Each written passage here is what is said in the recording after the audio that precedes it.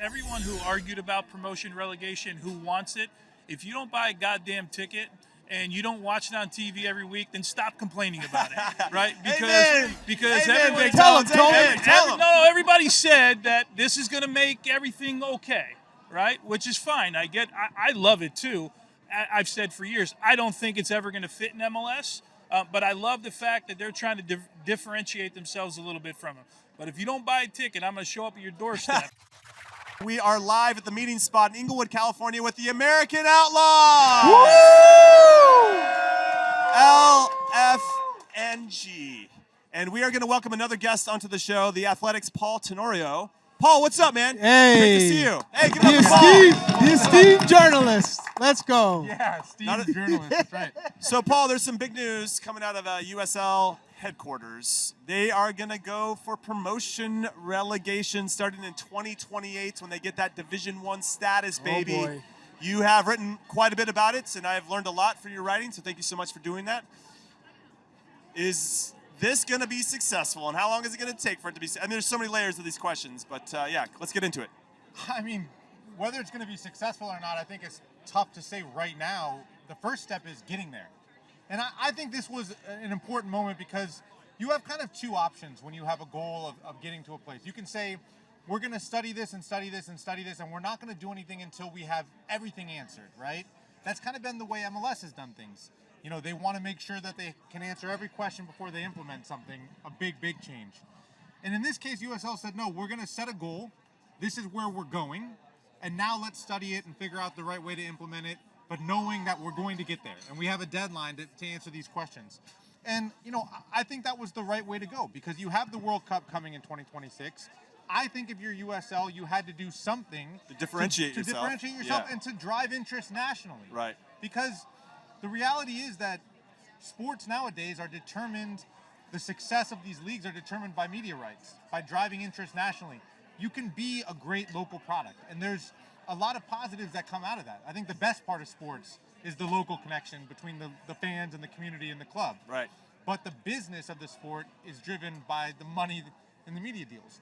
So can you make more people interested in watching your product? This is the way for USL to do it. So I think it's the right choice. I hope it's successful because I think ultimately if it is, it'll grow the game in the country, which is that's what we all want. We want people to have more ways to connect to pro soccer. Okay, so I guess the question then is, Chuck, well, there's lots of questions as I mentioned. Yeah. But in terms of timing, and I agree with where Paul's leading this, it had to be now. I think all if they waited until after the World Cup a couple years later, It's too late. Yeah, it would have been too late. Right now they can build some momentum. Yes. They can challenge MLS in some different ways. So we had Paul McDonough, the USL president, on Morning Footy, where you and I talked to him. Gave us some good answers. He teased promotion relegation at that point, and now it's official. I like this move. I'm just kind of curious where this goes in the soccer wars. Absolutely. I think it's honestly, I think it's about getting the better American players, because if I'm a young, talented American player, knowing that, okay, MLS might hold me here longer than I need to be held. If I want to grow up, if I want to play in Europe, if Europe's my dream, I can go to USL knowing that I will get sold and knowing that they're not going to hold me hostage. I like that idea. I think if the salaries are comparable for an American player, then you're going to see USL start to pull the best young American talent, and then that's going to really throw MLS out of whack in terms of MLS Next Pro and all those leagues that are feeding into MLS, because USL are going to now start to compete for the American player. I think that's something USL should be doing now, you know, and they have been, but more aggressively. The irony is MLS Next Pro was, I think, a threat in the beginning to USL, right? Like the intention of it kind of was to be a threat to USL. And I think it, in a way, opened a door for USL, because the reality is, like, there is something, you guys can speak to this more than I can, obviously, but I believe there is something to development of playing in front of a crowd with the pressure that comes with that, a coach who could get fired based on the result, playing against men who are trying to keep their pro careers alive, that want to put food on the table, that have kids and wives and families depending on them, and they don't care that you're 16. They want you to perform well. And that creates another layer of the development. USL can give players that right now better than MLS Next Pro. And there's no homegrown territories. So if you're a kid in LA and you don't see a pathway at LAFC to get first team minutes, or at the Galaxy, and you don't want to play in a league that right now, I think MLS Next Pro is a U19 league. Okay, no, I'm going to go to a USL team and play against men and develop myself better. And yes, maybe sign a shorter contract and be able to move to Europe quicker. That absolutely is a step that USL can be taking. And I think, yeah, pro-rel amplifies that, right? It says this is a place for American players. Okay. Now, of all of us sitting here right now, Big Tones, you have the most experience. You've seen this game from You said so you're many 100 different years levels. old. You know it all. No, but yeah. Yeah, his face right now. He's like, Go ahead with the Burning, question. Go with the burning. question, please. the question is, yes, as our elder statesman here, you've seen it all. How excited are you about this possibility of promotion relegation? Well, to see it finally realized I in some love capacity? it, and I will say this: everyone who argued about promotion relegation, who wants it, if you don't buy a goddamn ticket and you don't watch it on TV every week, then stop complaining about it, right? Amen. Because Amen, everyone, Big Tones, amen. Tell him. no, everybody said that this is going to make everything okay, right? Which is fine. I love it too. I've said for years, I don't think it's ever going to fit in MLS, but I love the fact that they're trying to differentiate themselves a little bit from them. But if you don't buy a ticket, I'm going to show up at your doorstep, and I'm You going know what, Tony? and I'm going to Knocking turn on off the your door? social media Those big, account, right? big ass And that's knuckles it. just knocking on your door. But yeah, look, it's different. I think it fits in our sport. Again, I've been in that. I don't think it fits in MLS because I don't think the owners will go for it. So now we have it. We'll have an idea, and maybe it'll change something down the road. I like the fact that more on the lines of what you guys are talking about. Players have an opportunity to play. Young players don't get bogged down for years with a contract that they can't go to Europe because USL teams are willing to sell players to Europe. I think it's a different pathway for the kid who maybe needs 1 more year, 2 more years in the U.S. to play instead of going overseas and then they get buried for 5 years and we don't see them play ever. And that I think is really important. I'll also add that you see MLS teams starting to buy young in Europe, in South America, and take away from the youth product here in this country. So now you're not forced to look up and say, oh, they're playing a player that I might be better than, but they're playing this guy $500,000. There's no way they're going to play me over him. Now I can go to USL and know I'm guaranteed to play because I have quality. So I love the fact that there's another outlet for the young American player to get playing time against men. And you've written about it as much as anybody. You, Felipe Cardenas, Tom Bogert. Every rule that comes out in Major League Soccer, we call them mechanisms, right? They're like, not one of them supports the young U.S. player, right? Not one of them is for the young U.S. player. It's always a U22 initiative with an international at the end of it. In the end, we're watching MLS games. I don't know how many of you watch an Inter Miami game. The other night was one American on the field. Portland for years, there was one American on the field. I get it. This will help. And that's okay. If that's how you want to run your league, that's fine with me.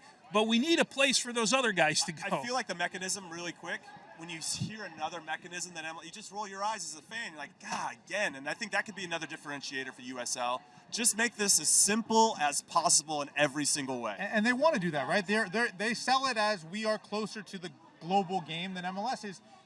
But I think another key aspect of this is competition is a good thing, right? Whether we're talking about the U.S. national team trying to create competition at each position or an MLS team, you could argue the more international players you bring in of a higher quality pushes the homegrowns to be better in training to get on the field.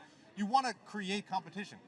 This is real competition now, in my opinion, that USL is pushing MLS in the way to think about what do we do now with our product? What do we do now to grow? Because I think MLS really has to ask themselves that question, and they are.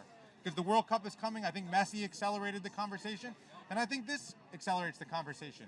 You know, if we simplify the rules, if we loosen the reins and allow more teams to decide what their roster is going to look like based on their model, what their owner wants to do, what their owner's economic capabilities are, you know, then maybe we can be more competitive with some of these. We can have a Colorado or a Salt Lake or a Philadelphia pushing for young domestic talent.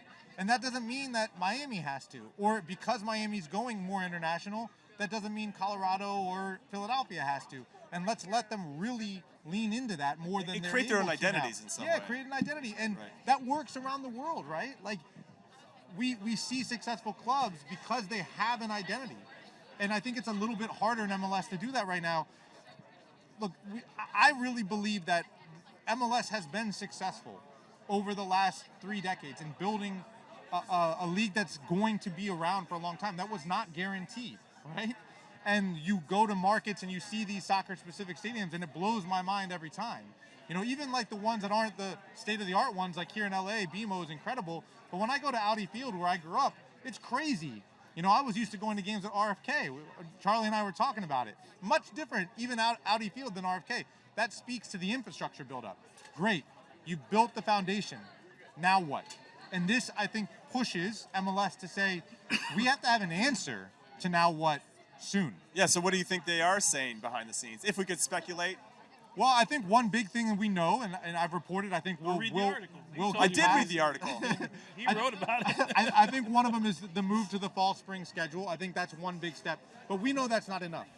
How's that going to look like in Montreal, Toronto, New England? Yeah, I mean, I don't know exactly. I think there will be a winter break, of course, and I think you have a schedule where some of the southern teams are hosting a little bit more in February and in November, but that already happens now. I live in Chicago. There was games in early March in Chicago. It's not the most fun game to go to in the world, but they happen. And I think you rotate which cold markets play the one earlier game in February one year and which don't the other. But I think that's not enough, right? We have to move the model forward in terms of what the on-field product looks like. How can we maximize the amount of money being spent efficiently so that the product's better? And that is the debate right now at the board level in MLS. And I really believe the window is now. The World Cup, if you wait till the new CBA at the end of 2027, going into 28, I think that's too late. So let's see if this puts some pressure on the MLS owners. Do you see a world where, kind of like the NBA and ABA back in the day, there's a merger at some point once it's proven that promotion relegation can be successful? I mean, an look, acquisition. the price is going up on USL now, right? I mean, if this works, and if it drives interest, right? We talk about the romanticism. Tony's alluding to it. Everyone's been saying, I want pro-rel, I want pro-rel. And we have seen casual fans fall in love with Welcome to Wrexham or Ted Lasso or the Premier League or whatever because of these stories. If it drives value in the way USL believes it can, and the way I think some of us believe it can, that price is going to go much higher.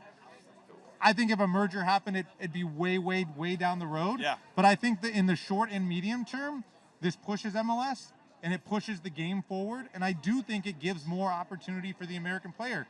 And all of that pushes the game forward. And that's what I think we have to remember is that it's okay that those leagues are kind of rivals right now, and we can kind of enjoy that from the sideline and say, what does this mean? But ultimately, we want the game to develop, the sport to develop. And I think, you know, that includes USL, MLS, it includes the Premier League, the Bundesliga, Liga MX, all these leagues that are now bringing their game to our shores. Yeah. Let's push the game forward. Yeah, I think what's cool about USL or having them be more relevant in the conversation is it feels more inclusive than exclusive. And MLS has built a model that is very exclusive, and you got to have a lot of money, Chuck. And so I think this now starts to, not only for the player opportunity, but just the visibility and I don't know, there's you could be a third division team, right? And you're thinking if we just got the investment, we can maybe move up. I mean, that's the romanticism we're talking about. And now it could be a possibility. And I think, I don't know. The irony of it, right, is we've seen all these American investors go to Europe, buying third division teams in England and in Germany with the goal of moving up. You know, what happens now? Do you see, we've seen clubs in the Bundesliga and other countries in Europe say we're going to create partnerships in America. We want to have ways to find American players and bring them over for cheaper. Do you say now, you know what, I'm going to invest in a League One team, Yeah, the USL potential, League One. The potential is crazy if you're talking about a valuable asset increasing. If USL is valued at, let's say, $20 million for a club, you come in, the potential for that to triple, double, quadruple is massive. Or just to get in. Just to get in so you start to develop homegrown players and recruit them from around the country. It's a $500 million buy-in at San Diego. If you can buy in at $20 million instead and get to a Division I league that has interest and has access to American players, or a place where you can buy a South American player and develop them for 1 or 2 years in this league and then move them to your team in Europe, it's an interesting proposition. It is. It's something that I'm thinking about reporting next, is what does the investor pool look like now for USL? How does it begin to change? It's going to grow. We I'll should tell you start that right saving now. our money. I know. You're sad. We've come to the end of the video. But if you want more average to good content from your favorite former U.S. men's national team players, this is the channel to make it happen. Go look at our other videos. Go look at our playlists. And if you want more of the content, the best way to make that happen is to hit like, hit subscribe, and then turn on all of your notifications so that you do not miss anything that we drop or when we go live or whatever it may be. We appreciate you. Thank you for watching. We'll see you next time.